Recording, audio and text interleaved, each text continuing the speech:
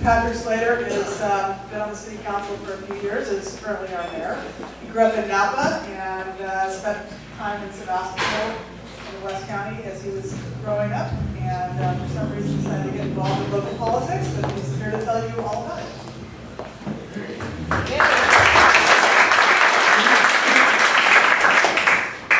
Thanks. I've been to this club a couple of times now, and it's always a lot of fun, so thank you for inviting me.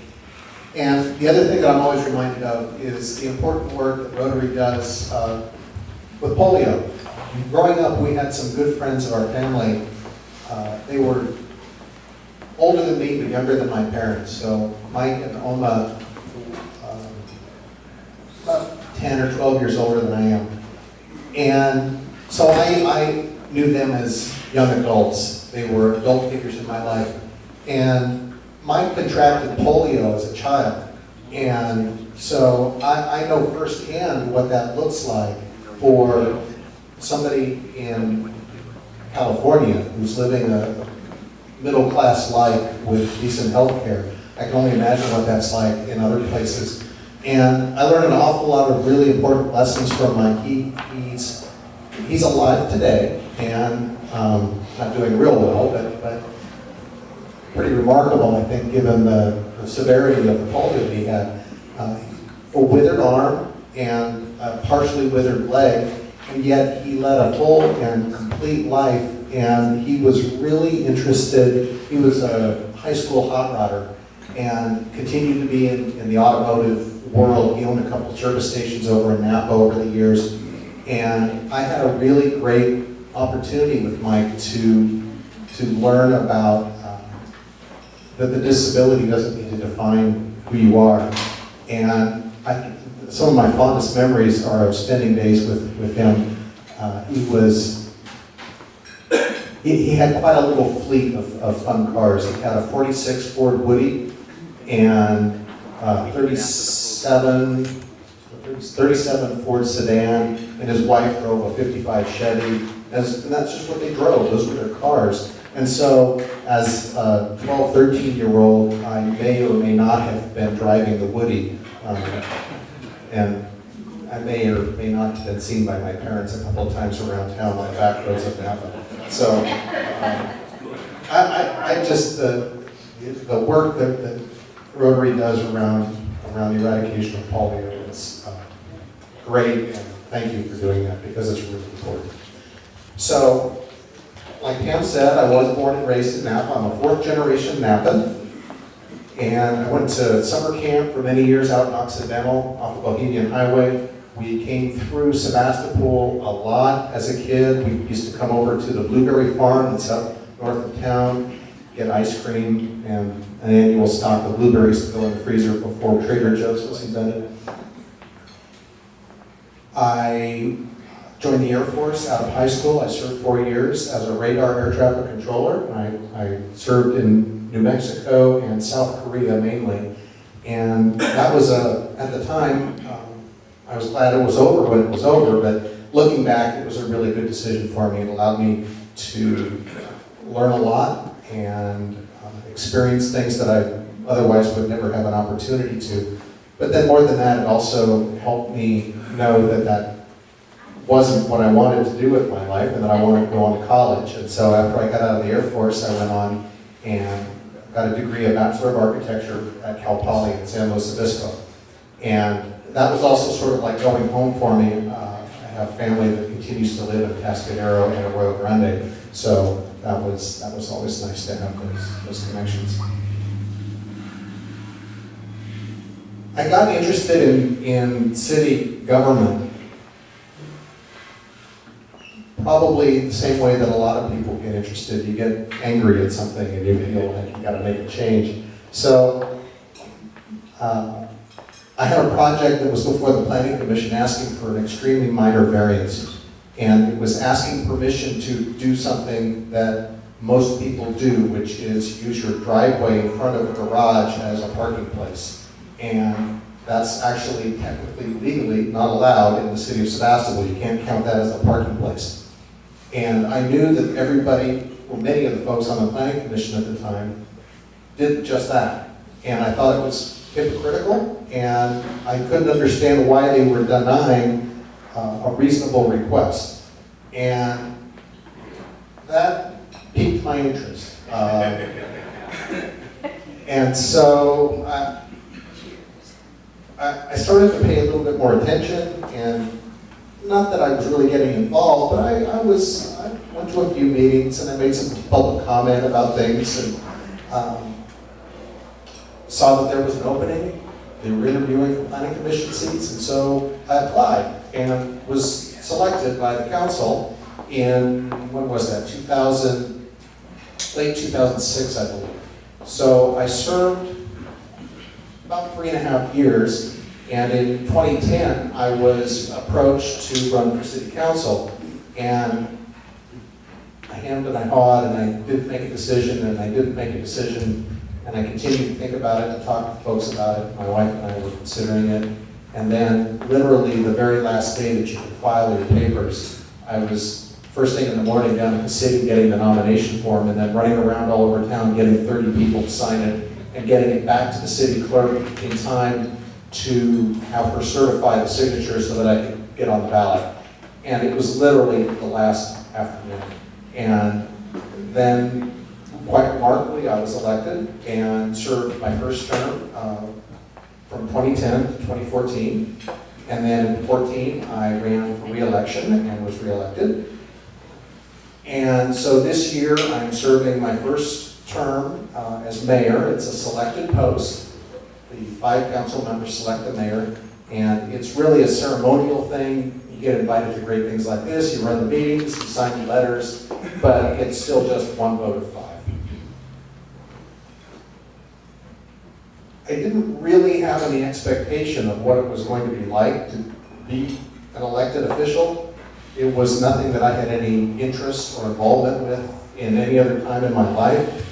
So my experience on the planning commission, and also doing what I do for a living, I had a fairly decent understanding of public process and governmental regulation and policy making and how those things interplay.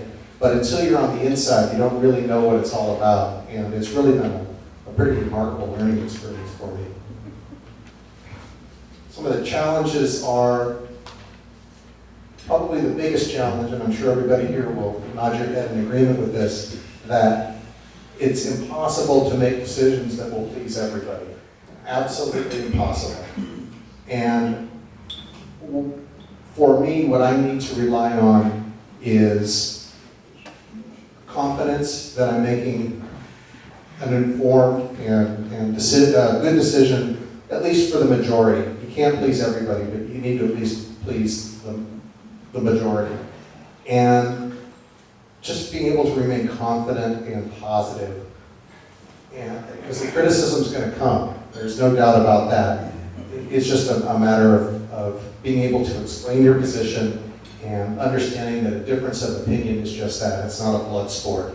And I think that those skills are serving me well because I'm learning as I go. So some of the things that I'm proud of during my tenure on council. Sebastopol was a charter member of Sonoma Clean Power, which is our local energy or electricity provider. It's a joint powers authority. It's a not-for-profit, and it's a really great thing, I think. I serve as Sebastopol's representative on the board, and I'm actually vice chair of the board at this point. A lot of really, really great things going on with Sonoma Clean Power. The city has a major bike lane project in the design phase, which will bring bike lanes to town, finally, from the north end of town to the south end of town, along the state highways. And that's a major, major task because you're dealing with Caltrans. Anytime you talk to Caltrans, you can add many zeros before the decimal point and years. So it's going to be a major thing to get it first designed. Once the design work is done, then the city staff can go out and start looking for grants. You need something that people can say, yes, I understand what you're doing, before you can't just, oh, I have this idea, as nice as that would be. to be. So that's going to be a big deal for us. We have, at this point, a stable city budget. We're not flush, but we're also not broke. And I think that what we've been able to do over the last couple of years as the economy has come back to life is rebuild some of our city reserves, which were almost entirely depleted during the recession. The city was able to get through those lean years without having to lay anybody off. The staff did take a voluntary reduction in time and also pay in order to save everybody's job. They did it as a team, which I'm always very pleased about and proud of, that we have that kind of teamwork in our city staff, rather than just throwing the new hire under the bus and saying, okay, well, I've got mine. The other thing that is a really big deal that I'm proud that we're able to do, and this also goes back to the budget, is that we're able to undertake a general plan update. And this is a once every 20 to 25 year project that the city undertakes, and it becomes the city's guiding document as far as development and growth. And there are a number of elements in it: safety, noise, health, land use. It's a very comprehensive document, and it costs a lot to update one of these things, to the tune of, well, ours is actually pretty lean, but it's going to approach $400,000 by the time it's done. And that's a lot of studies and traffic things and consultants, and it's a big deal. And so we're able to get that done, and it's something that needs to be done because you have a document. I mean, think about what if you had done this for your own lives 20 years ago. It's probably not followed completely, but it was a good place to start. And so to rethink those things every 20 to 25 years is an important thing for a community to do. So the strengthening of the city budget has allowed that process to move forward. One of the first things that I was interested in getting accomplished on council was to establish a committee to act as an advisory panel to the council and also the planning commission regarding transportation. Traffic. That's the number one thing. Everybody wants to traffic. And so we didn't have any way to really look at that internally from the city's perspective, to act as a conduit to the county and the transit authority, because it's a regional issue, it's not a city issue. Well, it's both. Obviously, we're intertwined. There's a tremendous pressure on the city's transportation from outside the city limits, and there's nothing we can do about that within the city, other than put up roadblocks, and I don't think that would go over well. So, looking at transportation, so I wanted to establish what's known as a Complete Streets Committee. And Complete Streets is a concept that looks at streets as a whole. It considers automotive traffic, considers pedestrians, bicycles, walkers, wheelchairs, skateboards, everything. And so this committee is tasked with studying those things, making recommendations, looking at plans and designs, and it took a little while for them to get their feet underneath them, but that's something that is, I think, a really positive thing for the city to have.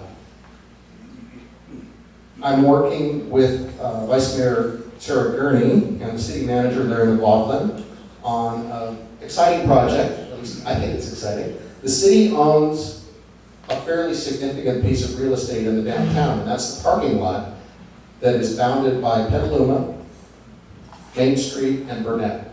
And it's the hot parking lot, is what people commonly refer to it as. And that block up to where Willow Street by the post office, that's the area that we're looking at. And so it's a project that I thought, well, what can we call this? And I dubbed it Pine Grove Square because Sebastopol, before it was known as Sebastopol, was called Pine Grove. So that's what we're calling it, it's Pine Grove Square.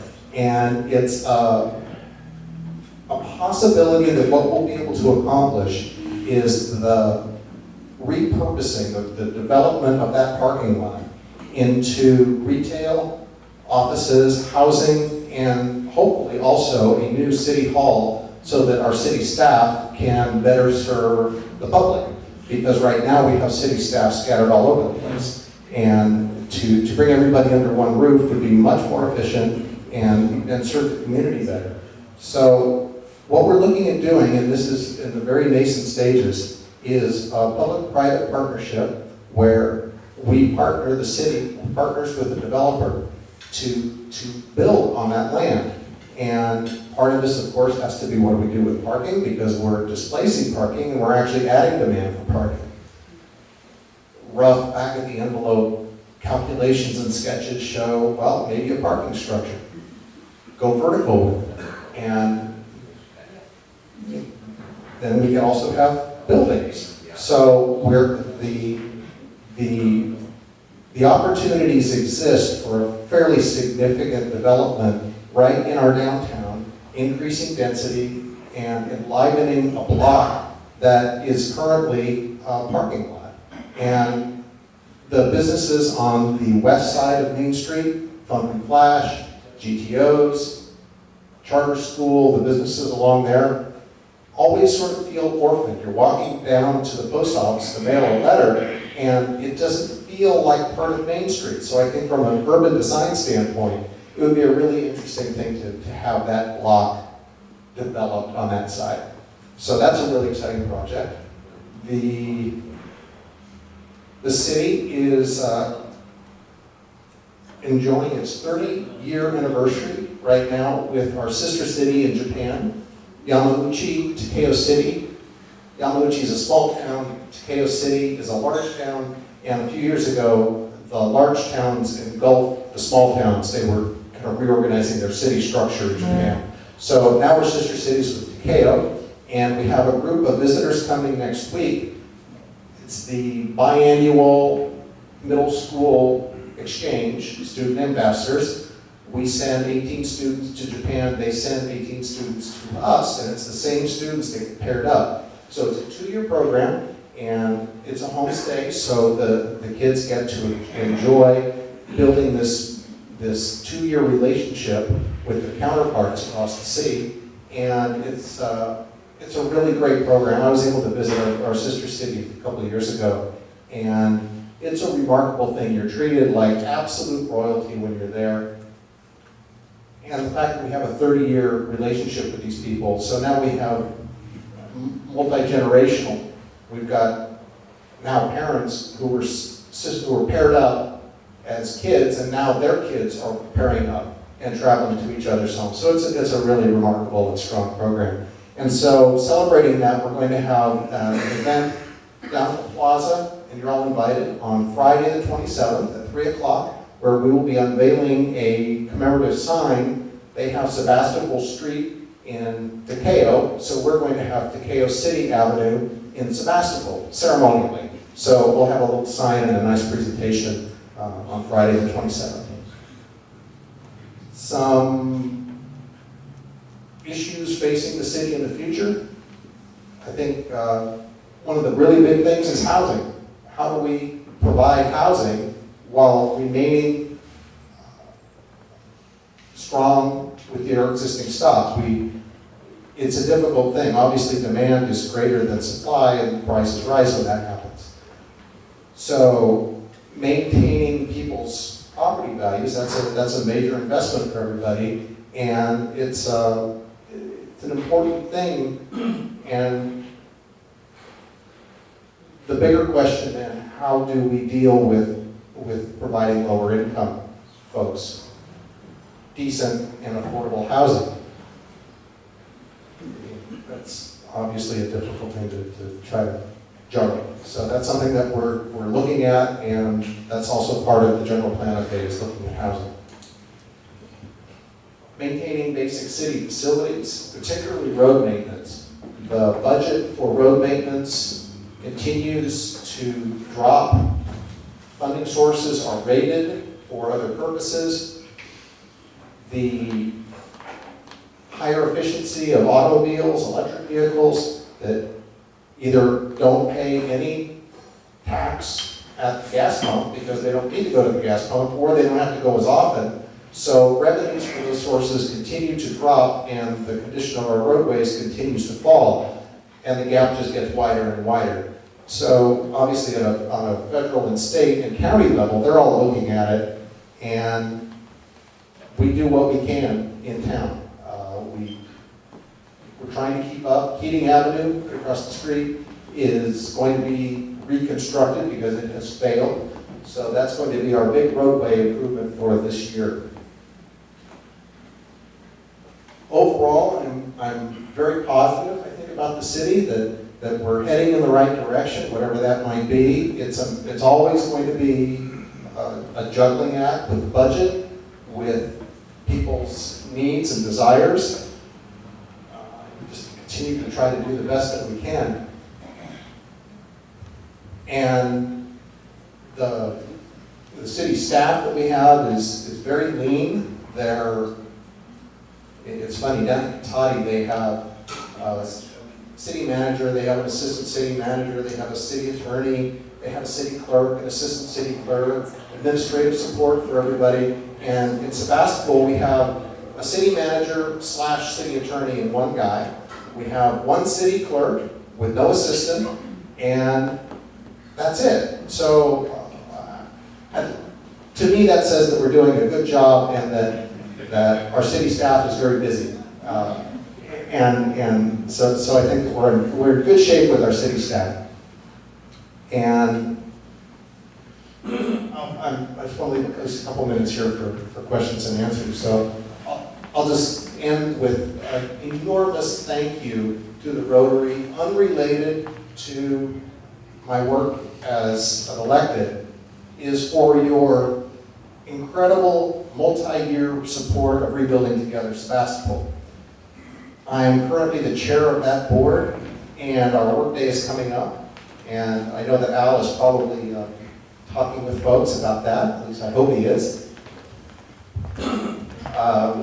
So the work that Rebuilding Together is able to do, it's incredible the amount of leveraging a dollar, how many dollars worth of value and quality of life that can mean.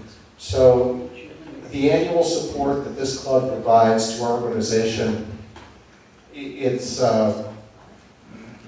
beyond appreciated. I can't even express how grateful we are for your help. So the folks that we help, and all it takes is just volunteering for one work day and you'll understand the value of it. And the little ladies down at Furcrest and the looks on their faces, and when we rebuilt their front step and they're able to go in and out without their handrail falling off in their hand. It's a great program. So thank you for that. And at this point, question. Can you cook?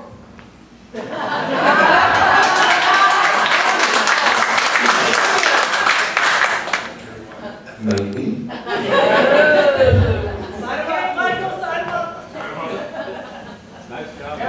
Marty.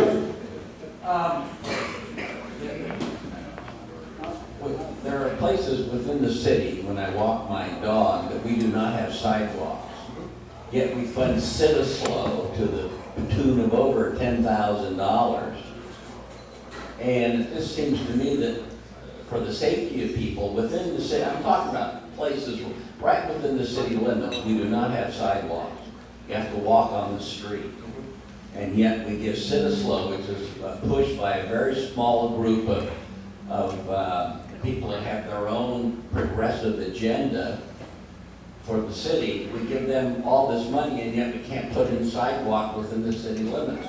One of the most dangerous places is up on Bodega Avenue, where people have to climb up a hill and then get down to stay out of the traffic on Bodega Avenue. It seems to me we need to look at traffic and making sidewalks as an important effort rather than fund some pie in the sky progressive attitude. I'm not sure that was a question. pie in the sky. Yeah, we just had Pi Day.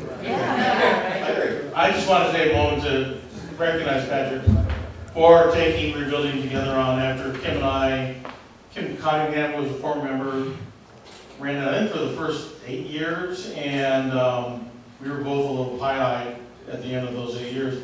And Patrick and Teresa and a group of, the board grew, it established, you have not been part of Rebuilding Together, which is in a few weeks. You need to do it. It's a great experience. It's what this is all about, hands-on helping people. So thank you for taking that on. Okay, I have a question about something I've been noticing. Coming from New York City, Manhattan, trees are sort of important things. We didn't have any. But I've been noticing mistletoe, and it's not Christmas time, so I can talk bad about mistletoe. Right.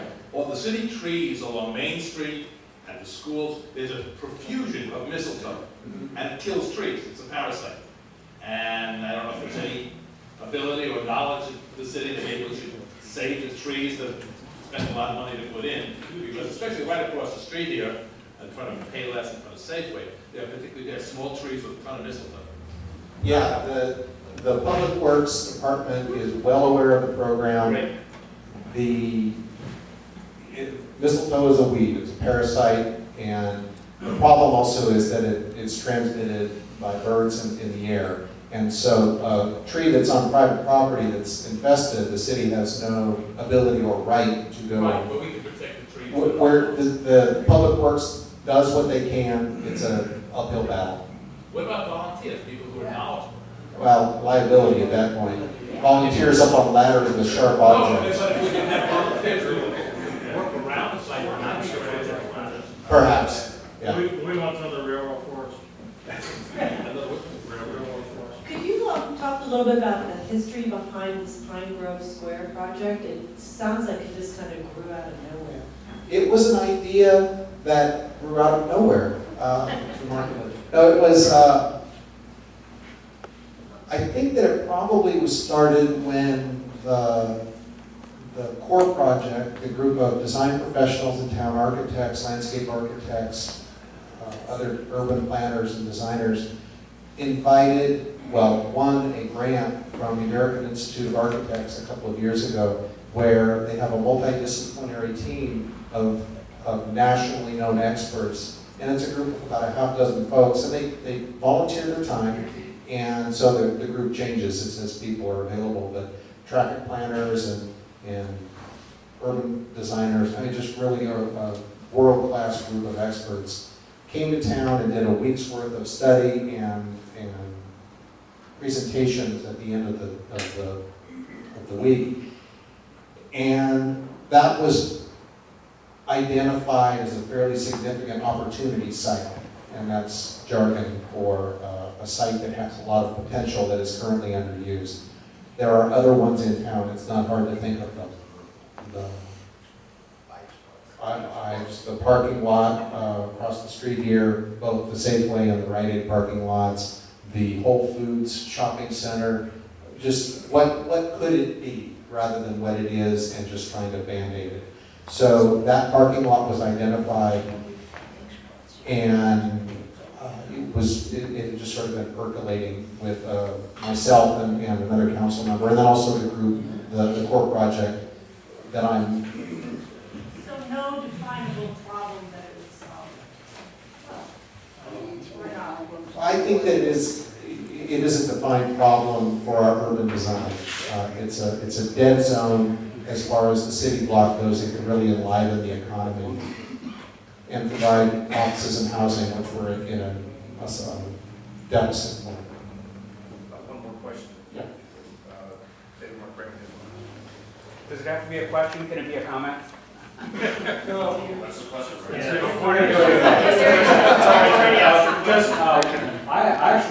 I like that idea of the Pine Grove Square. I think that could work well. Is that going to come after the general plan, do you think? We're sort of on a parallel path. The general plan wouldn't necessarily have, well, I suppose the general plan could call out specific sites. The old general plan talked about specific building sites. The one that I'm thinking of is the theater. And that was identified as a desirable business to come to town. I'm not sure that it talked about location, but it identified a specific item. And so I believe that the specificity of that particular parcel could be called out in the general plan. We're sort of working on it on a parallel path because things take so long. And I just would note that Sebastopol Ready Mix in the general plan, I'm thinking that maybe we should use that as a future site for Dirty Harry 3 or something like that, or a parking lot. That's, yeah. Thank you, Patrick. Okay.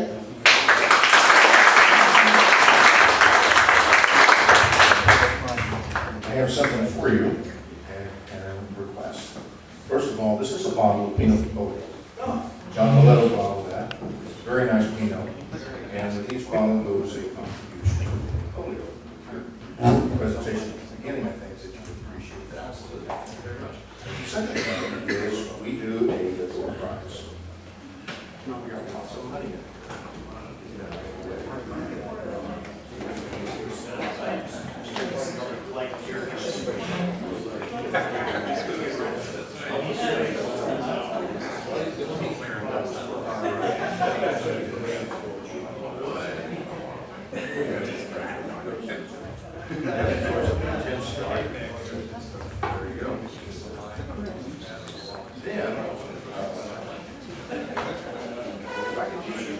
To draw one of these tickets, just read the last 4 digits.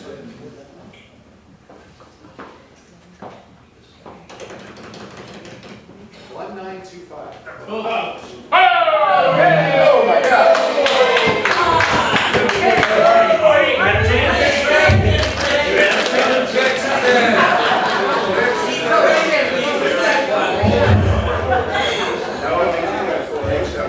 Only 4 cards left. There's only 4 left, and there's lots of dollars in there, so pick one of those. It's the ace!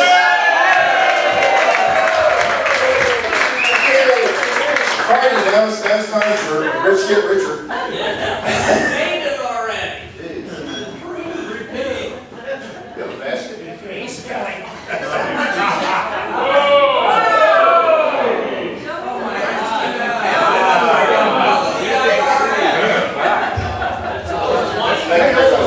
All right, Terry.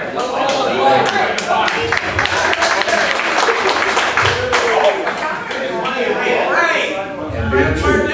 Thanks to Summer for bringing the door prize. And, let's see, we probably have,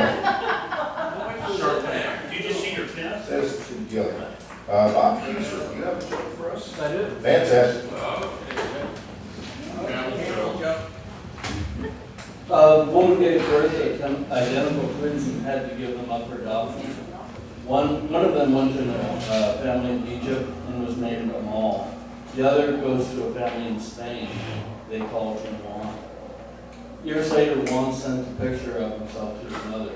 She complained that she wanted to talk. She complained that she wished she also had a picture of the other twin.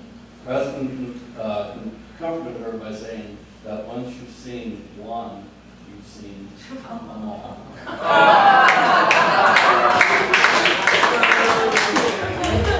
Thank you, Bob, that is your presentation. And